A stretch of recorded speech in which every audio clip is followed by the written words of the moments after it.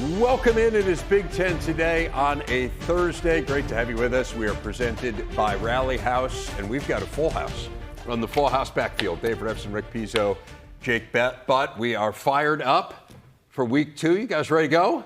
Yeah, 16-2 in week 1, and both of those losses by teams that were expected to have tough week 1 matchups. As you mentioned, week 2 sees both Ohio State and Penn State on the Big Ten Network, and we have 3 teams in the AP poll, Jake, inside the top 6. That's the way to get the year started. I was going to say we need a full house because we got the number 1 and number 2 team in the country on our network, and I'm excited to travel to Columbus, my hometown, and get to call the Ohio State Buckeyes, number 1 team in the country, coming off a great win. I think the great storyline in that game will be your father in the booth with you as your spotter. Yeah, it's a tryout. Okay, we're not signing to a long-term contract by any stretch, but we'll see how he does. Man, that's tough. Yes. That is. That is, There's a standard in the Butt House, guys. Well, right, exactly. And I mean, what's he ever done for you? So, exactly. Yeah.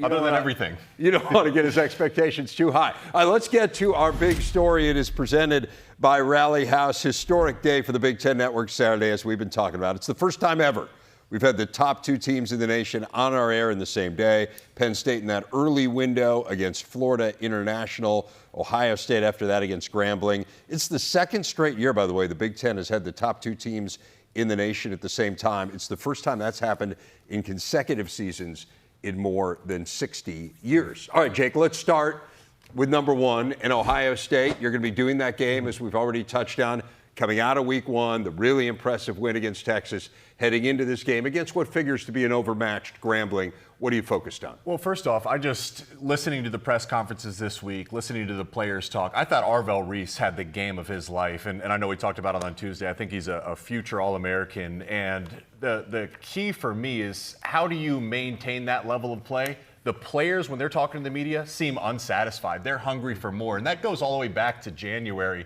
coming off the national championship run, when this team said, hey, Coach Day, take some of this national title gear down. We want to make this our team going forward. So it's the mentality of this team. And I felt that they played with a certain swagger and intensity and speed, particularly on the defensive side of the ball. Remember, that was one of the big narratives, is what do these new faces look like? Arvell Reese replacing Cody Simon. I mean, that guy is seriously playing out of his mind. Jermaine Matthews was the Buckeye Play of the Week on the defensive side of the ball, replacing Denzel Burke. Check, among another of other new faces. Then we'll get to see Julian Sayin, hearing Ryan Day talk. It was an intentionally conservative game plan. You could see that throughout the game. It showed up on tape. We will see, I would assume, a more opened up playbook for Sayin and the Buckeye offense this weekend. This is his chance to show Buckeye Nation what he can do. The Texas game wasn't set up to be that game. The defense played well when the Ohio State offense needed it to in the most critical situations this past weekend. Again, goal line stands, 4th down stops. That being said, you can't expect that each and every day. So I do expect this to be the week that Ryan Day says, okay, Julian Sayin, we're taking the training wheels off.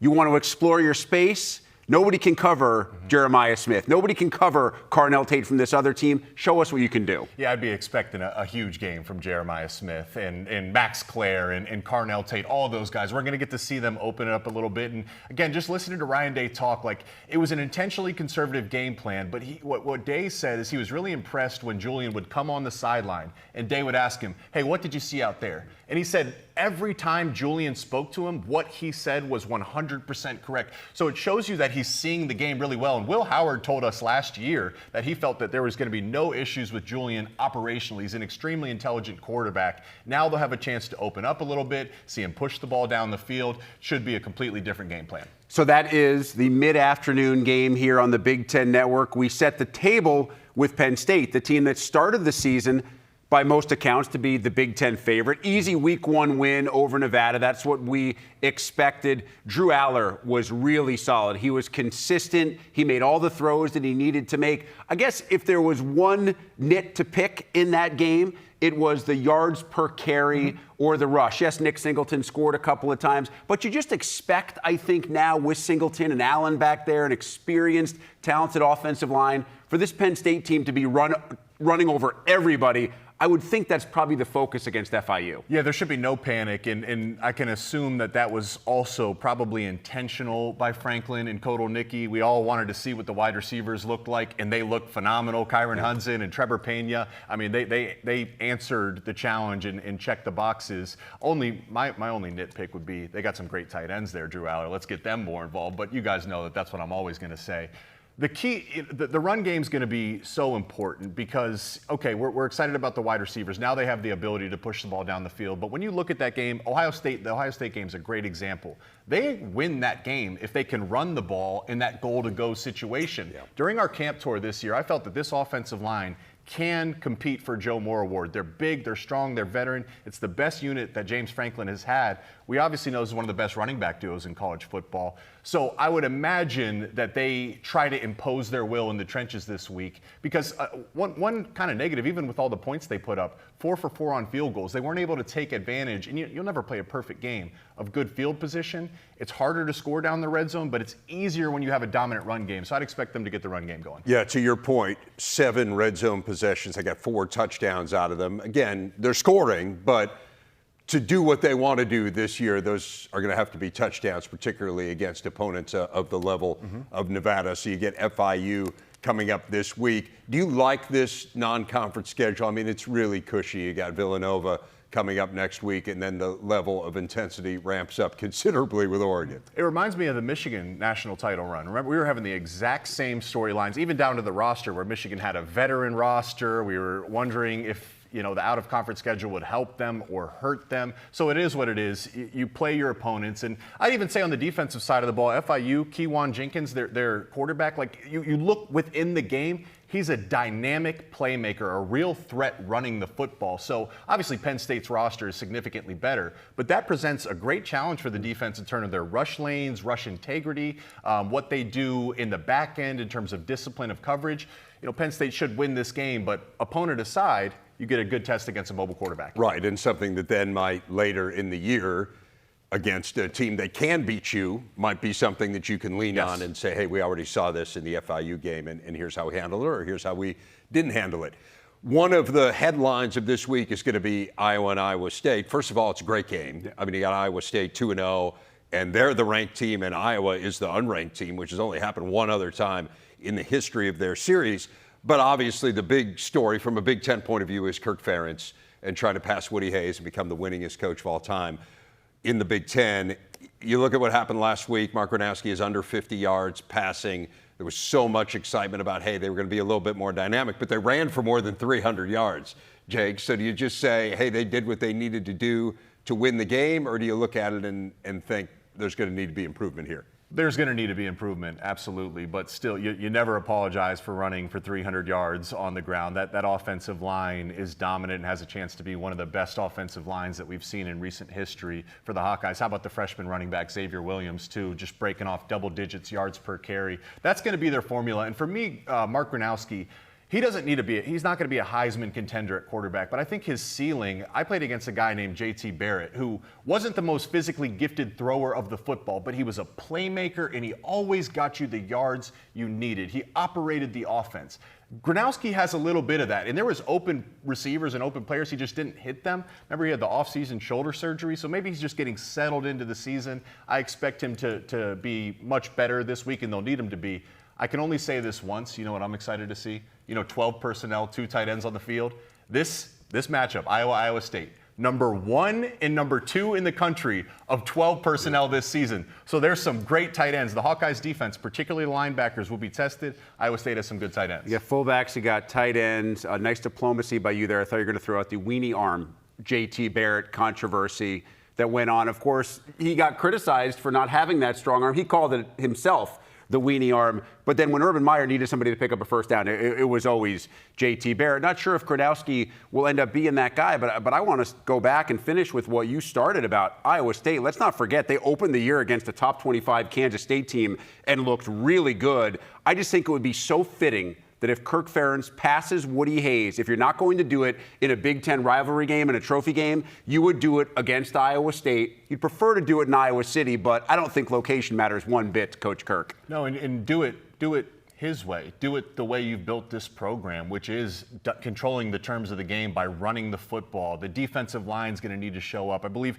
they had double-digit pressures week 1, but only 2 sacks. I think they had 14 pressures on the day, only 2 sacks. Rocco Becht is a playmaker, and he willed his team to victory in last year's matchup. So they're going to need to find a way to make him uncomfortable in the pocket and try to control the terms of the game by running the football.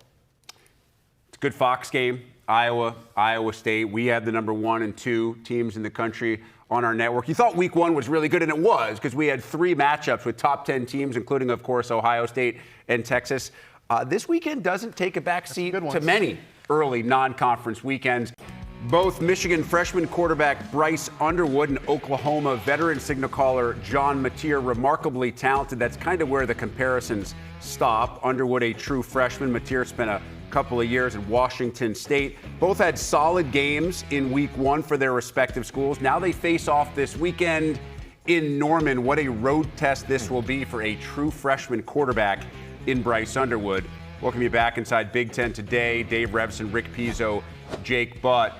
This is the test that we are waiting to see. Yeah. Last week in New Mexico wasn't really going to show us much for Bryce Underwood. This time you face not just Oklahoma and Brent Venables, a head coach who really was a defensive guy from the start, did such great defensive things at Clemson before taking over the Oklahoma job, but also you go on the road and you're going to deal with a hostile crowd. We're going to learn a lot about Bryce Underwood on Saturday. And just think back to what we were talking about with Arch Manning on the road in Columbus, a hostile environment. Clearly that played a factor to him and to his offense. I mean, as a quarterback, you are the conductor and the operator, and Michigan puts a lot on the plate of their quarterbacks. I mean, this is a pro-style system with long play calls. There's shifts. There's motions. And the key in this game, Brent Venables is known for pressure packages. He is going to come at you. It's an attacking defense. So that means Bryce is going to have to be aware of the offensive line protection. They have to be on the same page. He has to know when he's hot. But that also means the receivers and tight ends have to know when they're hot. So there's a communication challenge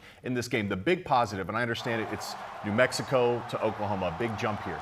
Bryce's average time to throw last week was 2.24 seconds. That is extremely fast, one of the best in college football. And what that really tells me is he's seeing the game well and trusting what he was seeing. I thought Chip Lindsey came into the game with a great game plan.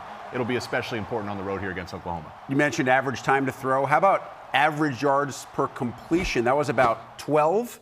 There were a lot of games last year in which Michigan didn't have a single completion that went more than 12 yards. Right. I mean, that's what's kind of amazing when you think about this. I mean, he had 4 completions of 25 yards or longer. They had 6 as a team all last year. How much of that is Underwood? How much of it is wide receiver improvement? And then Marlon Klein, the tight end, had a really nice game as well. So kind of when you look at this, when you look at how well they ran the ball, this just feels like a decidedly more explosive team than it was a season ago. Again, I understand all the caveats, but they played teams the caliber of New Mexico last year. And they only scored more than 30 points once all of last year. They've already done it one time this year. You don't have to give him any added incentive I wanted him to talk Marlon Klein. They got a good one. I know that he spent some time with Marlon Klein, and he had a really good game. He did, and it's to your original question. It's literally everybody. I mean, last year there just was no threat downfield, and that made even running the ball hard because defenses could just send the house. The field got condensed and shortened.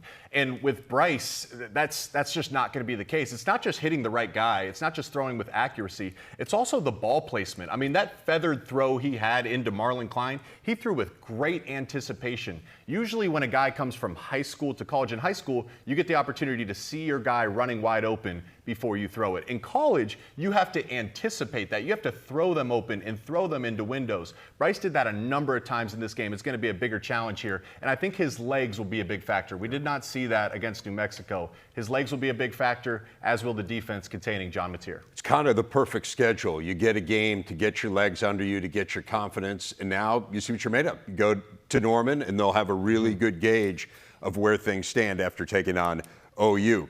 Speaking of difficult road games, Rick was touching on it a minute ago. This is a huge game for Illinois going down to Duke. Manny Diaz, we certainly have seen him in the Big Ten at Penn State. Fabulous defense. This defensive line they feel really good about at Duke. And I know Illinois brought back that whole offensive line from a year ago. But Illinois also gave up the third most sacks in the Big Ten a season ago. This opening game against Western Illinois, they gave up 3 sacks. Again, we talk about nitpicking them. They won 52-3. What more do you want? I guess I'm just a little bit concerned about against this Duke team, against Manny Diaz, who's so creative defensively. Feels like there's going to be a lot of onus on that O-line. No, it's totally fair. That's where this game starts and ends for Illinois' offense. Knowing Manny Diaz, he's going to send pressure. And you think back last year, as great of a season as Illinois had, when did they struggle? It was against Duke. It was against Penn State. It was against Oregon, where teams were able to get after Altmyer and make his life uncomfortable. And that's not just Altmyer and the offensive line. The running backs are part of this. They have to identify the proper pressures. The tight ends are involved. I spoke about it with Bryce. The receivers have to know when they're hot. So everybody has to be on the same page. And it's the same thing as we talked about with Bryce on the road, where communication is challenged, makes that ever more challenging. But the other piece is can you establish the run so you aren't in obvious passing downs? Duke against Elon week 1, they gave up 163 yards on the ground. Elon was in that game into the fourth quarter. I think that's as much important as anything, is the ability to run the ball and find balance, because I didn't feel that Illinois had full balance complementing the passing game with the running game all last year. It was much better week 1, though. I think this could really tell us a lot about what Illinois thinks of itself this season, because there's so many outside expectations about Illinois being a team that's a potential sleeper for the college football playoff, to contend for the Big Ten. If you run into a Duke team that is going to be fired up and they test you early, I think this tells us how good does Illinois think Illinois is in 2025? That's a great point. I mean, you treat this like a playoff game. Treat this like you're playing for because it effectively is. And Duke has playoff hopes and aspirations as well. And in these big games, your best players need to show up. We talked about Altmyer, but how about Gabe Akis on the defensive line? I mean, that guy could play himself into millions and millions of dollars. He has first-round potential. He's been that disruptive. And then Xavier Scott there in the secondary. Illinois plays a ton of man-to-man coverage at one of the highest rates in college football. Xavier Scott reminds me of a Mikey Sainristil. They both play in that nickel position. They're involved in pressure looks. He's a great tackler in the run game. You need your best players to show up and make big-time plays. Xavier Scott, we've come to expect that from him. In this game, with all the expectations, like you're saying, excited to see what their best players do. It's going to be a big challenge, too, against Duke's offense. Darian Mensah, I mean, anyone who's followed college football, he was incredible at Tulane a season ago. They spent a ton of money, frankly, to get him. They did it for games like this. This is it's a great measuring stick for both teams. Obviously, we're a lot more interested in how Illinois measures up than how Duke measures up. Saturday, the top 2 teams in the nation, Ohio State, Penn State, in action as part of a huge quadruple header of football. Coverage begins with countdown to kickoff, 11:30 Eastern, 8:30 Pacific on the Big Ten Network and the Fox Sports app. Remember, Big Ten Tailgate. Tailgate gets the day started live from Penn State, 10 a.m. Eastern Time. Go to big10.org/BTN Game Finder for channel locations in your area. And Fox Sports lead game analyst Joel Klatt joining us now. Joel, fresh off calling that game at the Shoe, Ohio State taking down Texas. Matt Patricia's defense, really the talk coming out of week 1. What did you make of their performance against Arch Manning and the Horns? I mean, if I'm the rest of the Big Ten, aren't I kind of thinking to myself, like, so they lost 14 draft picks and they look like that? Geez, I was so impressed, Rev, with the way that they played defensively. Quality of their secondary stood out to me. And then obviously this marriage of Matt Patricia and what he can do with that defense from a schematic standpoint. It wasn't just what they were doing with their coverages, which was elite. As Sark pointed out, by the way, in his postgame, I'm sure you've talked about it. He said their disguises in their secondary weren't just good, they were elite. But I thought when I watched the film back, it was actually more intricate what they were doing with their front structure and making it difficult on the Texas offensive line to get targeted. And I think that's one of the reasons why Sark started to play it a little bit more vanilla. I was expecting more creativity from the offensive game plan for Texas, in particular with Sark's history, with the motions and misdirection. We didn't see a lot of that. And in hindsight, I think it was because of all the front structure changing that Ohio State was using. The technical terms where they were jumping from bare front to even front to odd front, and then all of a sudden a linebacker would walk up. So the speed of the Texas defense and then the schematics from Matt Patricia and his ability to disguise coverages, change the front structure, it was at an elite level. And that was the #1 defense in the country last year. And now all of a sudden it's like, wait, did they not miss a beat? I mean, we'll see. Time will tell. But that has to be a scary proposition for the rest of the league. No doubt. What about the other side of the ball? What did you make of Julian Sayin's debut? I thought he was terrific. And in fact, you know, I couldn't agree more with what Coach Day said after the game when he was talking with Ginny in that interview. And he said, like, we intentionally kept it pretty simple. And there were things there for Ohio State's offense, and they just continued to run the football, play the field position game, and not try to put their young quarterback in a bad position. I thought he was very good, very solid. And if I'm Ryan Day and Brian Hartline and that offense, I'm feeling very good about what I potentially have in Julian Sayin if and when they start to open up that offense schematically. Well, we're talking about young quarterbacks and your assessment of them in their first showing. What did you take from watching Bryce Underwood? Oh, man, talented. I tell you, I thought he was terrific. Again, very similar to Sayin, if you actually timed from snap to throw, you would get a sense of, like, they weren't putting him under a lot of duress from a read perspective with the game plan, but he also was making quick decisions. And so the ball was out of his hand. He wasn't sitting there holding it, not understanding what he was looking at. He was accurate when he threw the ball down the field. And then the throw that I know everyone is going to talk about is that third down throw right before the half. When he came out and ripped that across the middle, it's like, we didn't see that last year.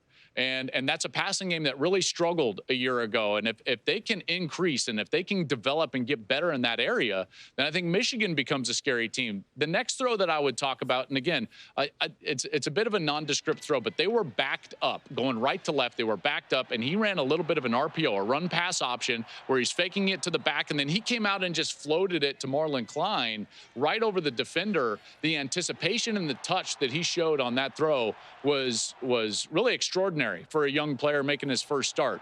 Now, here's the cautionary tale, is that he hasn't done it on the road yet. And I can just tell you from experience, starting on the road as a quarterback for the first time, it's a different animal. And this week against Oklahoma, we're going to find out a lot about Bryce Underwood and more specifically what Michigan thinks of him.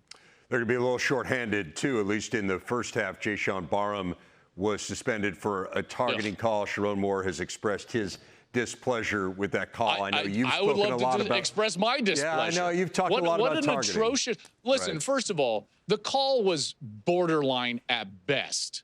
At best, Barham is turning his head. He's wrapping up. The actual rule right there is that the quarterback is in a defenseless posture. So then the rule states that any forcible contact to the head or neck area is deemed a targeting. Well, that was borderline forcible, in particular because Barham, again, wraps up and he's turning his head and trying to avoid, and there was kind of like cheek to face.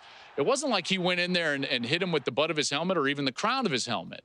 So one, the call was borderline in the first place. Now we get to the fact that we continue in college football to attach this ejection to targeting, and it's crazy. It's crazy. I've argued this for a long time, Rev, and I'm going to continue to argue it. We need two versions of the targeting foul that allows a player like Barham, who in a borderline situation with no intent to injure can stay in the game and not get ejected. Meanwhile, when someone is creating a dangerous environment by using their head as a weapon and spearing somebody with the crown of their head, putting themselves and the other player in danger, then we can eject that player. Those are two very different plays. And now the fact that Barham's not going to be out there in the first half against Oklahoma, it's putting Michigan at a severe disadvantage on their defensive side. And for what? I'm with you on having different targeting calls here. I mean, they always say, well, it's hard to discern intent. I think you can look at what Jayshon Barham did there and discern that there was no intent to injure, to your point. But again, they'll be without him in the first half of that game. I want to finish up with the game that you're going to be at in Ames, Iowa. It's going to be a great one, Iowa and Iowa State. It's just the second time ever we'll have an unranked Iowa against a ranked Cyclones team. And, of course, you have this subplot of history with Kirk Ferentz trying to become the winningest coach in Big Ten history, passing Woody Hayes with a win in this game, worried to get a victory. Before you break down the game, you've been around Kirk Ferentz a lot, as have I. Just give people a sense of what you think makes him so special. Oh, his consistency. His approach every day is the same. He treats people with respect. He treats his players with respect.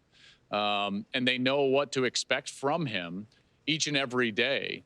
I've always thought that the best coaches create an expectation and a standard that you wouldn't create for yourself. And he does that for his team. I think he's a tremendous leader, a really good man. He reminds me, actually, one of the reasons I've always liked Kirk so much is that he reminds me a lot of my dad. My dad was a high school football coach, and they're very similar. And you can tell he has a lot of love for his players. So all of that is true. And then his consistency in terms of philosophy has helped immensely. Okay, that's not a team that's going to go out there and put together a top 5 roster in college football. Okay, we understand that. But when he gets those kids into that program, the consistency of philosophy and structure of the way that they play and how they win allows them to reach their full potential. And I think that's really been the secret sauce of what Kirk Ferentz has done at Iowa.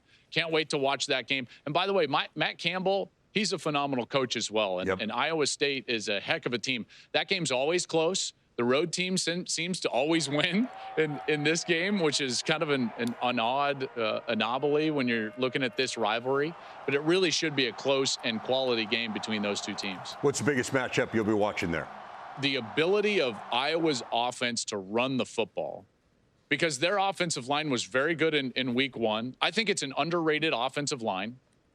So when I look at the way that Iowa State plays defense, their defense is built for more of a pass-happy Big 12, a 3-3-5 defense. So they play with a lot of defensive backs on the field, and they don't have a lot of big bodies. Meanwhile, Iowa is built to run the ball. They ran it for 300 yards in week 1.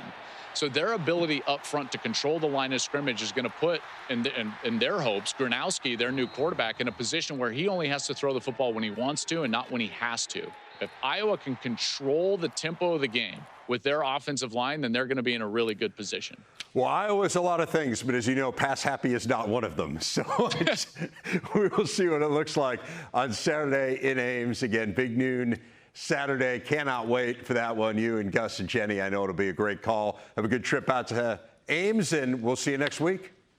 All right. Thanks, bud. You can separate quarterbacks into a lot of different categories. You got your righties, you got your southpaws, pocket passers, dual threat QBs. We just decided to do it by veteran versus freshman. You see the old guys on the left-hand side, the new hands on the right-hand side. All had pretty good week 1s. Let's talk about some of these quarterbacks now as we welcome you back inside our Big Ten Today studios. Dave Revson, Rick Pizzo, and Jake Butt.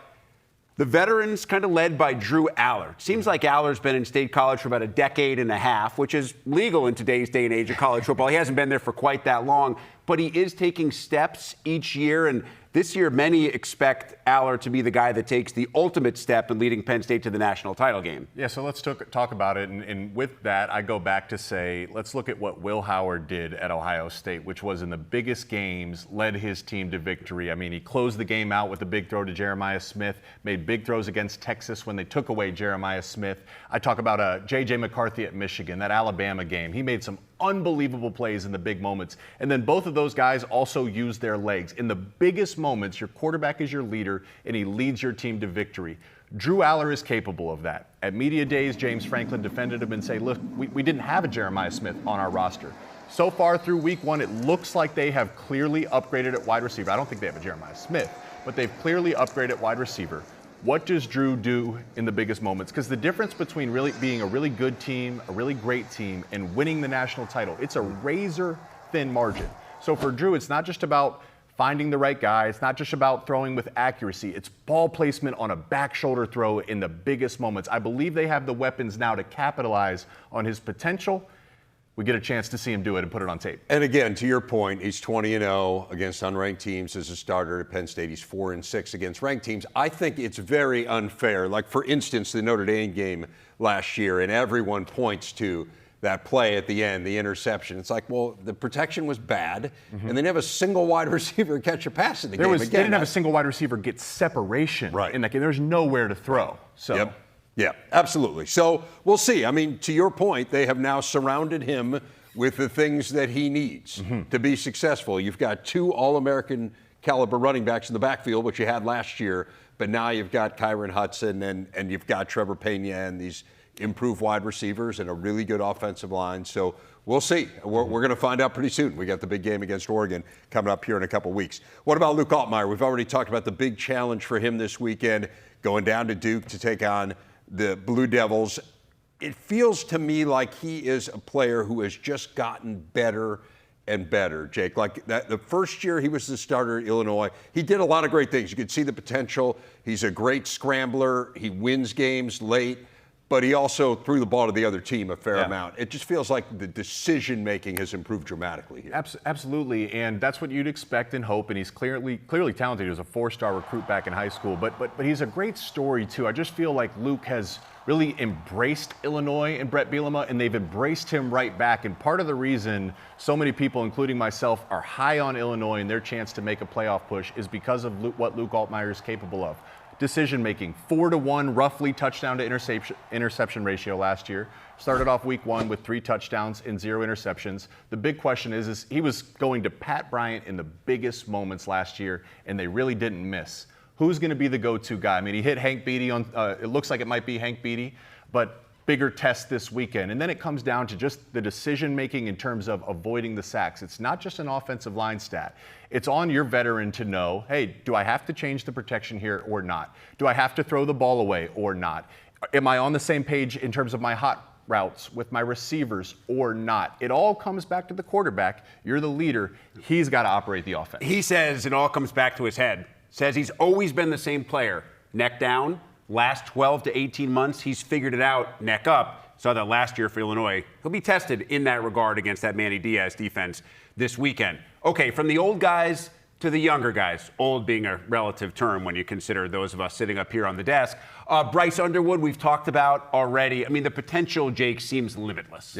Yeah, and regardless of the opponent, what you still see on tape, because that's not a scripted practice. All of a sudden, it's a game. The picture changes. You don't know what the defense is going to present to you. And what I saw was a guy that throwed with great anticipation. He threw with great velocity, so much so I think it caught his receivers and tight ends off guard. I mean, there was a few drops in the game that they'll have to clean up. But then sometimes when guys have such great throwing power and velocity, they don't have an off speed. He was able to throw in layered throws, particularly to Marlon Klein down the sideline. So you're seeing like the totality of what he's capable of. But now the big challenge, as we talked about, is doing it on the road. You talk about helmet communications. He's never heard a crowd noise like what he's going to hear this weekend. When he gets into the huddle, it's those 10 guys looking back at him. And from all indications, when you hear the Michigan players talk, including the defensive guys, when they talk about Bryce Underwood, I think they're playing even harder because they believe they have a quarterback that can take them all the way. Now it's a chance for him to show it in the big lights. And one more thing I would say is for a young freshman, what does he do when he makes a mistake? What does he do when he faces adversity? He will. Likely he will this weekend. How does he respond? Well, the early indications are really positive, no doubt, right? I mean, this is a team, the bar's really low. Let's just be honest. I mean, last in the Power 4 in passing yards per game last year. But, man, he's just oozing talent, as we've already talked about. I'm fascinated to see how he does. And, Norman, for all the reasons that Joel Klatt was talking about in our interview, it's just a different animal, as you said, going on the road in that way, Jake. Let's talk about another freshman, the redshirt freshman, Julian Sayin. And I know we've already discussed a little bit. The offensive numbers weren't great just in terms of the total yards for Ohio State. He threw 20 passes, though, in the opener, guys, and 18 of them were deemed catchable balls. Yeah. I mean, when you're looking at performance in a game against a fabulous defense, to do that in your first start, man, it speaks volumes about how good he can be. That Texas defense is one of the best in college football. Like, obviously, they'll play Penn State and Michigan this year, but it's really not going to get much more challenging, particularly in a first start than what he saw last weekend against Texas. And the stats are really deceiving. I mean, Jeremiah Smith is not going to have 2 drops. How often are you going to see Ohio State receivers? I think they had 4 drops as a team. And those were accurate balls. I mean, Max Clare, in my opinion, is the best tight end in college football. There was a 4th down play that he ripped on the sideline, face mask level. I don't expect Max Clare to have any more drops. And then Brandon Innes on a slot fade, facing pressure. he layered it in there and dropped it in a bucket. And he did it in a simplified game plan. Like, Ryan did not give him a ton of opportunity to show what he's capable of. But what I saw was a guy that felt comfortable operating the offense. He didn't put the ball in harm's way. He got rid of the ball quickly, so he didn't allow the defense to bring a ton of pressure and didn't take a ton of negative plays. I think he checked every box in a great test against a great Texas defense. I'm excited to see it as they open this playbook up a bit. Yeah, and I think we have to give Ryan Day a little bit of credit. His track record with quarterbacks, not too bad. So if that turns out to be the case this year with Julian Sayin, maybe Ohio State is right back where it was to finish last season. Wrapping things up on Big Ten today. More on our QB groups. You see a few of the higher profile transfers. Fernando Mendoza, Cal to Indiana. Mark Gronowski, South Dakota State to Iowa. Preston Stone, SMU to Northwestern. And then the group that Jake has labeled intriguing. You could also go uber talented. Damon Williams, Dylan Raiola, Aiden Childs, Jade Mailata. That is quite a list. Let's start with the transfers. And Fernando Mendoza and CBS, I don't know if you guys saw this, but CBS did a mock draft last week, and they had Fernando Mendoza as the number 1 overall pick in the draft. Just how good is this guy, Jay? Well, that speaks to his potential and his capability, and we saw some of those flashes at Cal, but it's kind of like Dante Moore when he was a freshman at UCLA. Like, throw out the stats because the potential is so much more. And I want to see him in this Mike Shanahan offense because Curtis Rourke all of a sudden last year was in Heisman conversations. I mean, he played himself into an NFL opportunity, and that's credit to Mike Shanahan. I think week 1, he was still getting settled in. Spread the ball around. He was targeting a number of different guys, but I think the best is yet to come for Fernando Mendoza. And I'll just say this, after I was at the Indiana-Notre Dame game, a tough loss for the Hoosiers, and Curt Cignetti comes out, he walks all the way down the field to us, and we're talking to him about the game, and then we said, well, what's the plan at quarterback? And his face lit up right away because he said, we have someone really special in Mendoza coming in. So I'm excited to see. I think the best is yet to come for Mendoza. Similar at Media Days, we asked Curt about Mendoza, and he's like, how much time do you have? Because I could talk about this guy for like 15 minutes. Absolutely loves him. Now, the same was being said about Mark Gronowski at Iowa. Before we dive too deep into it, in his week 1 performance, not sure he was all the way there, 100%. Mm-hmm. I think we give him an incomplete in week 1 and wait to see what happens moving forward. And he spoke to that in his post game. He's spoken to the media this week. Just felt like it became bigger than what it needs to be. Like, hey, man, listen, you've had a successful career. You've played a ton of great football. You've played in big games and succeeded. Don't make this anything it isn't. Go do what you do. And sometimes you can see on film is a quarterback is trying to place the football. Just throw the football. I mean, I played tight end, and I would listen to Jim Harbaugh talk to our quarterbacks. He's like, hey, man, don't try to throw it. Just throw it. Feel it. Gronowski's capable of that. And I think this is such an interesting piece because for the Hawkeyes to win this weekend or for them to make a playoff push, which they're capable of, especially if they run the ball the way they did, they'll need Gronowski to be at his best. I'd expect a big jump this weekend. Jed Fish glowing. Yes. About both Williams, we're really about his whole team. Fish is really excited about his Washington team in 2025. We saw glimpses of Williams when he took over midway late into 2024. He's got talent and speed on the outside. He has Jonah Coleman behind him he can hand the ball off to. He has a pretty good defense. Washington has a very good schedule. Their toughest games are at home where they don't lose. I think Damon Williams could have a monster year. And they'll need him to because they're my dark horse team to make a playoff. He's a quarterback / playmaker. Jed has told me that he thinks that Damon is one of the fastest players on the team, not just a fast quarterback, but one of the fastest guys regardless of position. And you saw that in some of the read options. He can turn the corner on a defense, but he's also a great passer. I mean, that ball for a smaller guy completely jumps out of his hands. And every great quarterback needs a go-to guy. Who are you going to go to in the biggest moments?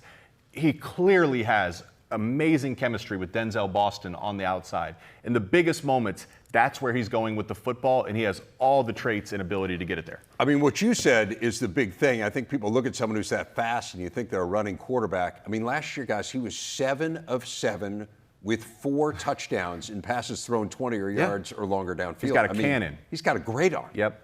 I mean, if they live up to what you're saying, what a lot of people believe, that they'll be a playoff sleeper in the Big Ten, think about how quick that is. Jed Fish came in last year. He had nobody on the roster. Amazing. And they're in this position. Pretty unbelievable to do it that quickly. For Dave Revson and Jake Butt, I'm Rick Pizzo. Thanks for the hang on Big Ten Today.